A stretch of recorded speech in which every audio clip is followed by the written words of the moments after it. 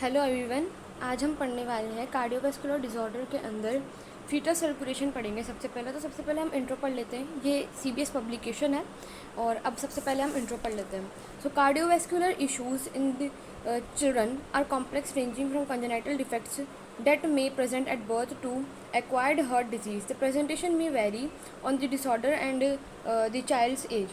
The disorder may require episodic care or lifelong medical management by a specialist.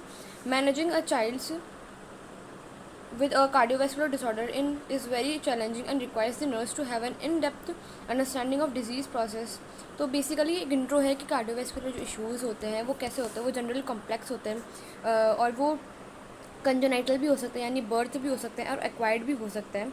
तो इनके लिए episodic care और एक लाइफ लॉन्ग केयर चाहिए होती है, बिकॉज ये अगर कंजेनाइटल है, अगर सर्जिकल मैनेजमेंट नहीं हुआ है, तो अगर हम मेडिकेशन की बात करें तो मेडिकेशन लाइफ लॉन्ग चलेगी। तो इसलिए हम इसको ऐसे कह सकते हैं कि ये एक एपिसोडिक केयर या फिर मतलब एपिसोड यानी कुछ टाइम के लिए या फिर लाइफ लॉन्ग मेडिकल मैनेजमेंट होती है स्पेशलिस्ट के द्वारा।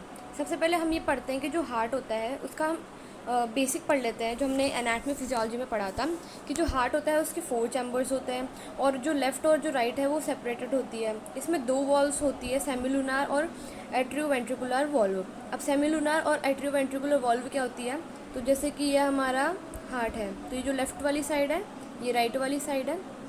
अब इसे बोला है कि सेमिलुनर एंड एट्रियोवेंट्रिकुलर वॉल्व, यानी कि एट्रियोवेंट्रिकुलर यानी यहाँ पे जो वॉल्व है, if I show you like ये एट्रियोवेंट्रिकुलर और ये है हमारी semilunar valve, semilunar valve and atrioventricular valve.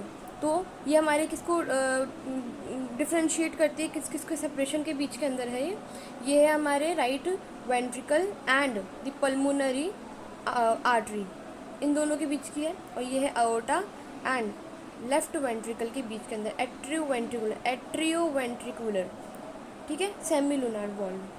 Okay, now we're going to study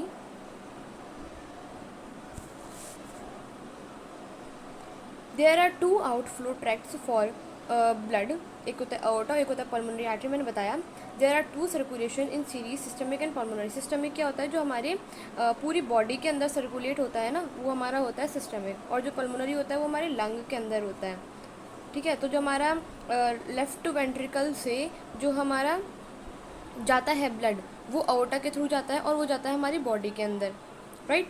और जो हमारा राइट वेंट्रिकल है उसमें से जाता है ब्लड पल्मोनरी आर्टरी में और फिर वो जाता है लंग में, और फिर लंग से वापस वो क्या कहते हैं प्यूरिफाई होने के बाद वो जाता है लेफ़्ट एट्रियम में जाता है, इसमें नहीं जाता, ठीक है। Now left heart has a high pressure and thick chamber pumps blood to systemic circulation which has relatively high resistance and pressure। ये बहुत इंपॉर्टेंट लाइन है कि यहाँ पे हाई रेजिस्टेंस और प्रेशर होता है किसमें, लेफ्ट हार्ट में। ये कब होता है, जब आफ्टर बर्थ के बाद होता है ये, यानी कि ये हम हमारे जो हम एडल्ट होते हैं या फिर जो न्यू बॉर्न जो बर्थ हो चुका है उसके बाद होता है। लेकिन अगर हम बात करें कि बिफोर बर्थ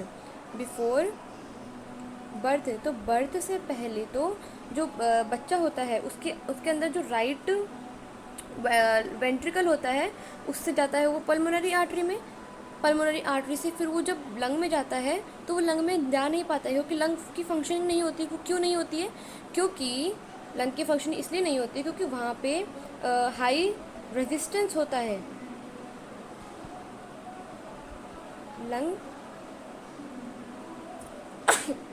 लंग के अंदर हाई रेजिस्टेंस होता है और वो कौन सा होता है, पल्मोनरी वास्कुलर रेजिस्टेंस, वो हाई होता है, और सिस्टमिक वास्कुलर रेजिस्टेंस होता है कम। समझे, यही आगे पढ़ेंगे हम। Right heart has low pressure, thin chamber pumps blood to pulmonary circulation which has relatively low resistance and pressure। A chamber that has to pump against high pressure can fail with time. If a chamber that does not pump efficiently can cause congestion of blood in circulation that feeds in। This also causes strain on the chamber that is pumping against the congestion। होता क्या है कि अगर pump नहीं होता है यहाँ से ब्लड, तो ब्लड के अंदर कंजेशन यानी ब्लड जमा हो जाता है वहाँ पे, तो इकट्ठा हो जाता है जिसकी वजह से वो यहाँ पे स्टेनोसिस कर देता है या फिर वो एट्रेजिया कर देता है, ठीक है। तो उसकी वजह से जो कॉज कर देता है स्ट्रेन ऑन द चैम्बर, जो पंपिंग अगेंस्ट, जो हमारे कंजेशन के अगेंस्ट पंप हो रहा है ब्लड, वो नहीं हो पाता है। क्यों? क्योंकि वहाँ पे जो जैसे हमने पता है ना कि अगर कोई भी पाइप है, अगर उसके थ्रू ब्लड जा रहा है लेकिन वो जा नहीं पा रहा है, तो उसके कोने कोने में ना कंजेशन, नैरोइंग होने लग जाती है। उसको हम बोलते हैं स्टेनोसिस या फिर atresia. Okay, now deoxygenated blood returns from upper body travels to the superior vena cava, and that returning from the lower body travels through the inferior vena cava. ये anatomy का part है।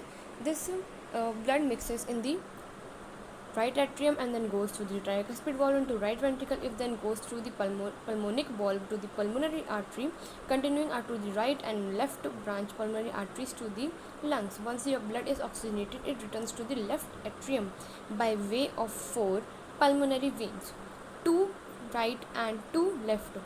It then travels through the mitral valve to left ventricle through the aortic valve and out the ascending outer.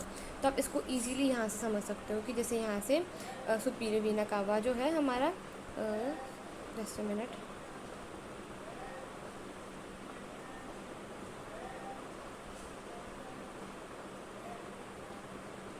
देखो superior vena कावा, यहाँ से blood आया, right atrium में गया, फिर वो जाएगा राइट वेंट्रिकल में, एंड देन वो थ्रू, ये हमारा पल्मोनरी आर्टरी है जो कि हमारा, आपको दिख रहा होगा, ये लेफ़्ट है ये राइट है, मतलब 2 में होता है ये, तो वो दोनों के थ्रू वो चल जाता है किसमें, लंग में।